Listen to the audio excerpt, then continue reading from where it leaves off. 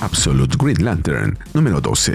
Si no has visto los números anteriores, puedes encontrar la lista de reproducción aquí arriba y en la descripción del video. La historia comienza como siempre, en la oscuridad. Una voz interrumpe el silencio diciendo: Héctor Hammond, ¿puedes oírme? Soy la voz de Oa, Héctor Hammond, voz del Green Lantern, el Linterna Verde. Soy el corazón secreto dentro de cada estrella. Debes escucharme, Héctor Hammond. Escucha y comprende. Pero Hammond interrumpe y le dice que, quien quiera que sea, es mejor que se calle de una maldita vez. Hammond continúa sentado en su oficina, con el casco puesto. Uno de sus trabajadores le dice que nadie ha dicho nada, pero Hammond insiste, ya que sigue oyendo la voz de Oa, y le repite que no tiene tiempo para ella, ya que está ocupado, intentando matar a Joe Molin. Mientras tanto, en otra parte, Joe, Cameron y Hal están escapando de la entidad oscura que Hammond envió tras ellos, Obsidian. Nos movemos a años atrás. Hal y Joe están caminando por un cementerio. Ella le recuerda una frase: estaré justo detrás de ti, la frase que él le dijo a ella cuando se fue de Evergreen. Añade que él no la siguió, sino que aún está allí. Hal responde que su mamá se mudó a Florida. Ese era su gran sueño, salir del desierto. Jack ya estaba en Colorado, así que solo quedaban Jim y él en su casa. Jim luego conoció a una chica en internet y se mudó a Atenas. Y quedó él, nada más. Todo eso pasó en un año. Joe le pregunta si entonces él se quedó porque todos los demás se fueron. Los demás siguieron sus sueños, pero pareciera que él no tenía ninguno. Hal le responde que él tenía sueños. Consiguió la casa, trabaja por su cuenta y hace lo que quiere. Ese es el sueño de todos. ¿Qué más podría querer? Mientras dice eso, un avión de combate surca el cielo. Como comentario, Hal, en el universo principal de DC, es un piloto de pruebas militares que se convirtió en el segundo Green Lantern de la Tierra. Hal confiesa que, aunque técnicamente su casa es de Jack, la pagará cualquier día de estos. Luego cambia de tema y le dice que lamenta no haberla seguido. Debería haber ido, no solo para su boda. Joe le dice que si él hubiese ido antes, probablemente podría haberla convencido de no tomar algunas decisiones muy malas. Hal menciona su anillo de bodas y le dice que puede conseguirle un buen precio por él. Joe le contesta que el anillo no está en venta, no se lo quitará nunca. Hal se disculpa, y Joe también, diciendo que Coast City no era bueno para ella. Hal le dice que lo siente de verdad. Son amigos, y él no estuvo cuando ella lo necesitó. Le jura que lo compensará la próxima vez. Volvemos al presente, con Cameron enfrentándose a Obsidian. Ella le ordena a Hal que huya. Hal le responde que no puede dejarla, pero ella insiste. Está bloqueando la salida. Y lo vemos subir unas escaleras, detrás de Joe, mientras Cameron le dispara a Obsidian, con todo lo que tiene, tratando de ganarles algo de tiempo. En otro lugar, Hammond, de pronto, grita y se quita el casco. Sus trabajadores registran que sus signos vitales están disparándose y le sugieren tomar un descanso. Hammond les dice que no lo hará. Él no quiere parecer débil. Solo reaccionó así porque le dispararon directo al rostro. Los demás le dicen que nadie sabe cómo responde el dispositivo mental al estrés extremo.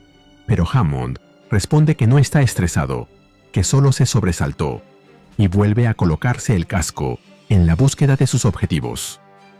Obsidian vuelve en sí, pero no encuentra a ninguno. Cameron se ha unido a Joe y a Hal en las escaleras. Les dice que Obsidian se detuvo porque hay una mente que lo dirige, alguien que se distrae cuando le disparan. Joe le recuerda que podría haber muerto si eso no funcionaba, pero Cameron le responde que lo importante es que Joe no muriese. Reconoce que parece que aún le importa eso, pero sigue pensando que hubiera sido mejor que le devolviera el anillo cuando se marchó. Así, no estaría en esa situación. Joe contesta que estaría en una situación completamente distinta, dentro del Green Lantern con John, y Guy, y su extraño culto. Hal agrega que él también, y quizá algunas personas más, seguirían vivas. Joe señala que eso ya es irrelevante. Ella no lo devolvió. No podía quitárselo. Cameron le revela que ella se quitó el suyo, lo vendió y se sintió bien, como cerrar una etapa. Joe le comenta que, justamente por eso, no pudo hacerlo, pero Hal la interrumpe y les dice que no oye a Obsidian subir las escaleras, detrás de ellos. Se pregunta si aún los está persiguiendo. Obsidian aparece cayendo desde el cielo, como un enorme meteorito oscuro. Joe, aún sumida en sus pensamientos, repite que ella no quería cerrar esa etapa de su vida, mientras que cierra el puño con fuerza, preparándose para enfrentar a Obsidian, y una fuerza verde comienza a gestarse en su mano. Volvemos con Simon Bass, en medio de los escombros. Mientras se cubre el rostro con lo que puede, se dice a sí mismo que debe hacer lo que se hace en un accidente de avión, asegurar su máscara primero. Luego, lo vemos salir por una puerta, mientras le pide perdón a Kari por no ser el mejor compañero y por no haber impedido su muerte, pero volverá por ella. Luego de que se va, el anillo de Joe emerge de entre los escombros, mientras que en el lugar de la pelea, Joe agrega: Quería sentirlo. El peso de eso, pesado como plomo. Quería llevarlo conmigo, que fuera parte de mí. Todos mis pecados, todos mis errores, todo el dolor, lo que sentí, lo que causé. Quería sentirlo, Cam. Puedo sentirlo ahora, y duele, pero es mío. Es mi dolor, es mi vida. Lo malo, lo bueno, todo lo que soy está en este anillo, y nadie me lo va a quitar. Mientras habla, el anillo regresa a su dedo, y su energía comienza a recorrer todo su cuerpo. Finalmente, se lanza contra Obsidian, pero Hal le recuerda que hay alguien dentro del monstruo. Joe le repite lo que dijo Cameron. Alguien lo está controlando.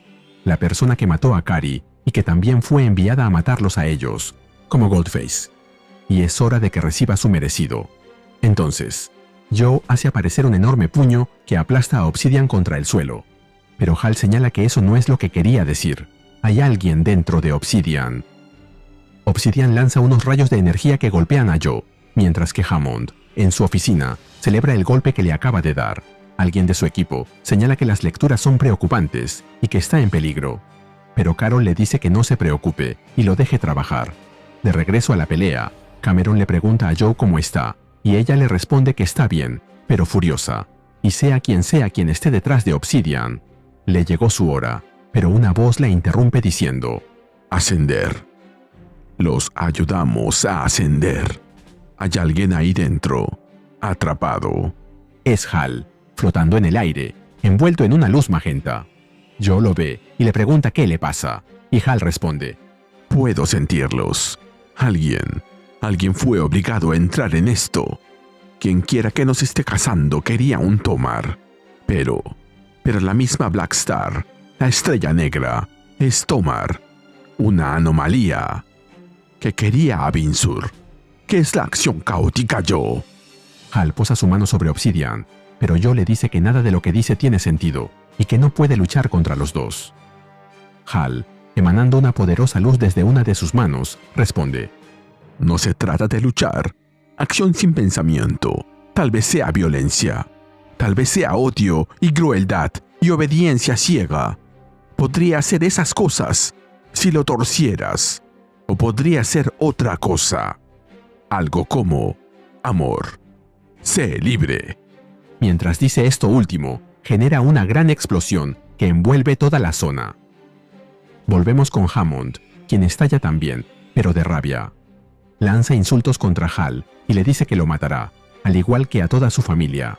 Los ayudantes de Hammond detectan que hubo un enorme aumento de energía. Parece que la red eléctrica local se cayó. Y además, han perdido todo contacto con Obsidian. Según las últimas lecturas, ya no existe. Hammond patea el casco y les dice a todos que estaba hablando en serio. Quiere que lo comuniquen inmediatamente con Florida. De regreso al campo de batalla, Hal se acerca al lugar donde estaba Obsidian. Coge uno de los pedazos que quedan mientras pregunta: ¿Alguna vez has sufrido? Tal vez todo sea una sola cosa. Tal vez todos somos... En eso recupera el control de sí mismo y sale del trance. En el suelo reconoce a Todd Rice, inconsciente. Como comentario, al parecer Hal Jordan se ha convertido en Absolute Star Sapphire, Zafiro Estelar. En el universo principal de DC, la Star Sapphire más conocida es Carol Ferris. Quienes portan la gema o el anillo de Star Sapphire obtienen habilidades similares a las de los Green Lantern, pero alimentadas por el poder del amor en lugar de la voluntad. Cameron le pregunta si conoce a ese hombre, y él le contesta que atendía el bar en su ciudad natal. Pensó que estaba muerto.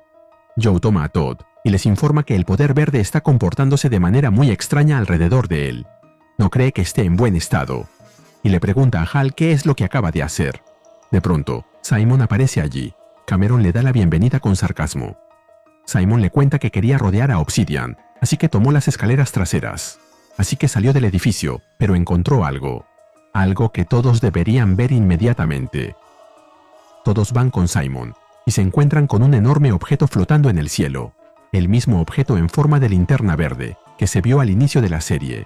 Cameron pregunta qué es lo que está viendo, y Joe le responde que eso es lo que aterrizó en Evergreen, el Green Lantern, y se pregunta por qué estará allí. Pero una voz desde atrás le responde: Lantern, linterna. Esa es una mala traducción, Tomar Joe. Una palabra mejor en tu idioma sería arma. En fin, voy a ir a matar a Mogo con ella. ¿Vienes? Es Tomar Re, el Red Lantern, el linterna rojo, a quien vimos recientemente junto a John Stewart y Guy Gardner. Ahora ha llegado a la Tierra y ha traído ese gigante objeto consigo, y se nos cuenta que esta historia continuará. Y así terminamos con Absolute Green Lantern número 12, con guion de Al Ewing y arte de Janoy Lindsay. Saludos a Edgar Cerón 4672. Te cuento que Janoy Lindsay infunde vitalidad y frescura en Hawkeye, Kate Bishop, y potencia visual en Luke Cage, City on Fire. Apoya a Ryuse Comics con un me gusta, suscríbete y dime qué te pareció este número. Gracias. Nos vemos en el próximo video.